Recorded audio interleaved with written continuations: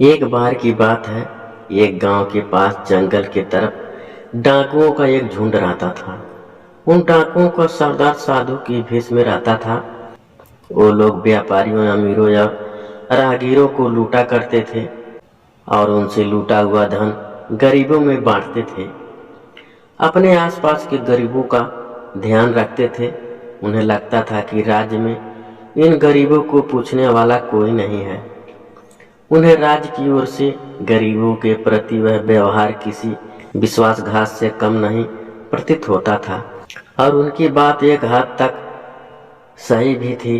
जिस जंगल में वो लोग रहते थे वहां तक राज्य सुविधाएं नहीं पहुंच पाती थी, परंतु इस वजह से उसके मन में व्यापारियों या अमीरों लोगों के प्रति नकारात्मक भाव भर गए थे। एक दिन कुछ व्यापारियों का झुंड राज्य की राजधानी में लगे व्यवसायिक मेले से लौट रहा था। उसके पास व्यवसाय से कमाया हुआ बहुत सारा धन था, परंतु उन्हें उस रास्ते और जंगल के बारे में पता नहीं था। वो चलते चलते वहां पहुंच गए जहां वो डाकू लोग रहते थे। सारे डाकुओं ने उन्हें धीरे धीरे चारों तरफ से घेर लिया और देखते ही देखते सारे व्यापारी डाकू के घेरे में अंदर आ गए। और फिर वो डाकू उन सभी व्यापारियों को डराने धमकाने लगे।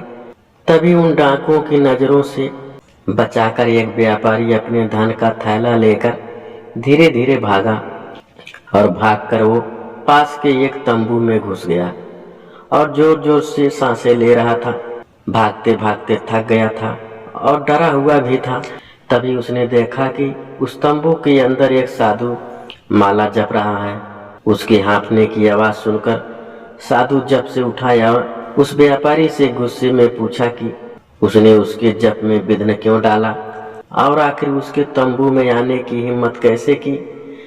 इससे पहले कि साधु कुछ बोल पाता, व्यापारी ने धन से भरा हुआ थैला उस साधु को संभालने के लिए दे दिया और कहा कि पूरे साल की मेहनत के बाद राजधानी के मेले में जो धन प्राप्त हुआ वो आपको दे रहा हूँ। यह मेरे परिवार की रोजी रोटी के लिए है। हमें डाकुओं ने घेर लिया है। यदि हम सारे मर गए तो मेरे परिवार तक यह धन पहुंचा दीजिएगा, अन्यथा वो लोग भूख से मर जाएंगे। हम सुंदर नगर के निधि सरोवर के पास रहने वाले व्यापारी हैं।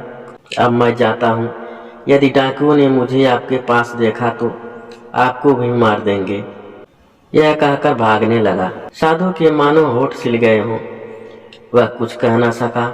जब व्यापारी के जाने का एहसास हुआ तब वह यही कह पाया कि तुम निश्चित हो जाओ, मैं तुम्हारे धन की रक्षा करूंगा। व्यापारी के इस विश्वास ने डाकुओं के सरदार को अंदर तक झकझोर दिया था। वह यह सोचने पर मजबूर हो गया कि क्या राज की सुविधाएं उस जंगल में नहीं पहुंच पाने की वजह से वह जिन लोगों को लूटता वो गलत था, क्योंकि वो भी तो मेहनत से धन कमाया करते थे और उन्हें राज्य से ये धन प्राप्त तो नहीं होता था। इन सब बातों ने उन डाकुओं के सरदार को परेशान कर दिया। उसे ऐसा लगता था कि वो सही काम करता है, जबकि आज उसे अपने किए पर पछतावा हो रहा था।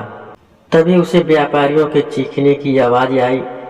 वो भागता हुआ बाहर आया और उसने देखा कि व्यापारियों को बंदी बनाकर उन्हें उसके चेले डाकू मार रहे हैं। तभी वो तंबू के अंदर से छुपकर बाकी डाकुओं को रुकने का आदेश दिया।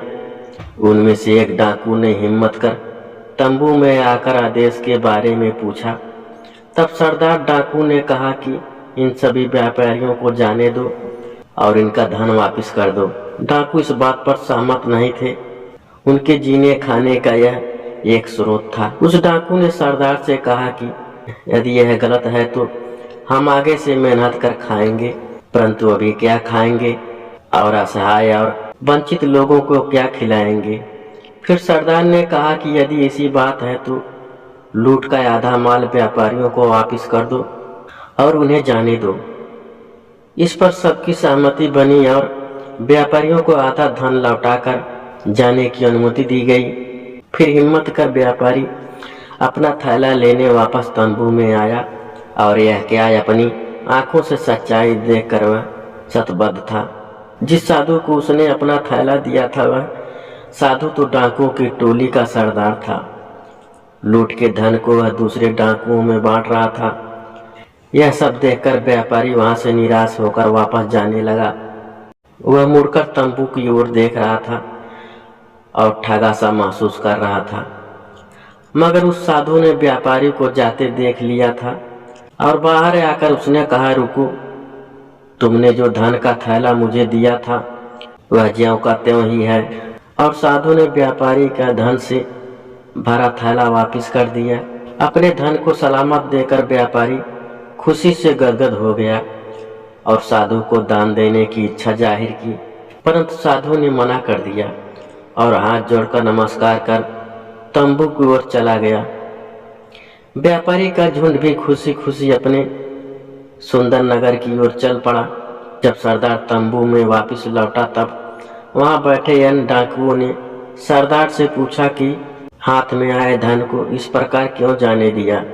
तभी सरदार ने कहा, व्यापारी मुझे भगवान का भक्त जानकर भरोसे के साथ थैला दे गया था। उसी कर्तव्य भाव से मैंने उसके थैले को वापस दिया। किसी के विश्वास को तोड़ने से सच्चाई और ईमानदारी हमेशा के लिए शक के घेरे में आ जाती है। बिल्कुल वैसे ही जैसे राज्य की सुविधा यहाँ न पहुँच पाने की वजह से हमारा राज्य से विश्वास उठ गया और हम सच्चाई और ईमानदारी के रास्ते से भटक गए। परंतु आज व्यापारी की बात सुनकर एहसास हुआ कि नहीं पहुँच पाने का दंड सच्चाई और ईमानदारी के धन प्राप्त कर रहे लोगों को उनका धन लूट कर देते हैं और यह गलत है। आज से हम सब मिलकर मेहनत करेंगे और अपने साथ साथ सभी वंचित लोगों की सहायता भी करेंगे। सब सरदार की बात से सहमत हुए और डकैती छोड़कर ईमानदारी से धन कमाने की प्रतिज्ञा ली।